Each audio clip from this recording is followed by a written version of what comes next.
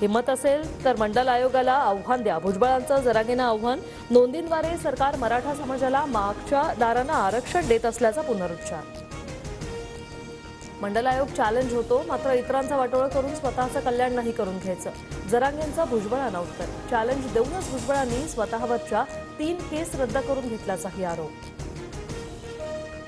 भुजबळांची मंत्रिमंडळातून हकलपट्टी करा. भुजबळांच्या राजीनाम्यासाठी शिंदेचे आमदार आक्रमक. राजीनाम्यावर बोलण्यास मात्र भुजबळांचा नकार. आगामी कॅबिनेट बैठकीत छगन भुजबळांच्या नाराजीवर चर्चा होणार. मराठा आरक्षणाच्या मुद्द्यावर भुजबळांनी वेगळी भूमिका. सगेसोयऱ्यांची अधिसूचना रद्द करण्यासह शिंदे समिती रद्द करण्याची भुजबळांची मागणी. ओबीसी वेलफेअर फाउंडेशनचे मंगेश ससाणेंकडून मराठा आरक्षणाच्या अधिसूचनेला आव्हान देणारी याचिका.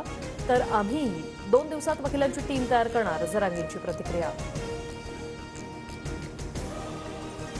सगेसोयऱ्यांबाबतची अधिसूचना म्हणजे अंतिम निर्णय नाही. अधिसूचनेवर आक्षेप नोंदवण्याची संधी. भाजप प्रदेशाध्यक्ष बावनकुळे यांची प्रतिक्रिया.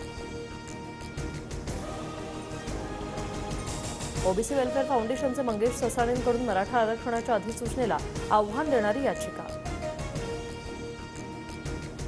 झुंडशाही नाही तर आमचा हक्क मागतोय. अधिसूचनेचं 15 दिवसांमध्ये कायद्यात रूपांतरण होणार. पहिला दाखला मिळाला की मराठ्यांची भव्य सभा. जरांगेंची माहिती. झुंडशाही सुरू. गावागावांमध्ये विजयी उन्मादी उत्सव. ओबीसींना त्रास दिला जातोय. शिवीगाळ करत डीजेवर गाणी वाजवणं सुरू. मंत्री छगन भुजबळांची टीका. वंचितला सोबत घेतल्याच्या पत्रानंतर काँग्रेस हायकमांडची स्वाक्षरी कुठे? आंबेडकरांचा सवाल. महाविकास आघाडीनं घोषणा केलेली असली तरी आम्ही महाविकास आघाडीत नसल्याचंही विधान. मुंबईत फक्त सत्ताधारी आमदारांनाच विकास निधी. विरोधी पक्षातील 11 आमदारांना पालिकेकडून निधीच नाही. माहिती अधिकारात वास्तव उजेडात. शिखर बँक घोटाळ्यात अजित पवारांना दिलासा. मुंबई पोलिसांकडून फाईल बंदचा रिपोर्ट. वर्षभरापूर्वी शिंदे फडणवीस सरकार सत्तेत आल्यानंतर पुन्हा विचाराधीन असलेली केस वर्षभराच्या आतच बंद. आमदार रोहित पवारांची उद्या ईडी चौकशी. बारामती अॅग्रो कारखाना प्रकरणी रोहित पवारांची दुसऱ्यांदा चौकशी होणार. जमीन घोटाळा प्रकरणात झारखंडचे मुख्यमंत्री हेमंत सोरेन यांना अटक. सोरेन यांच्याकडून राज्यपालांकडे राजीनामा सुपूर्द. चंपई सोरेन बनणार झारखंडचे नवे मुख्यमंत्री. ज्ञानमाफीच्या तळघरात पूजा करण्याची परवानगी. वाराणसी जिल्हा न्यायालयाचा मोठा निर्णय. 7 दिवसात पूजेची व्यवस्था करण्याचे प्रशासनाचे आदेश.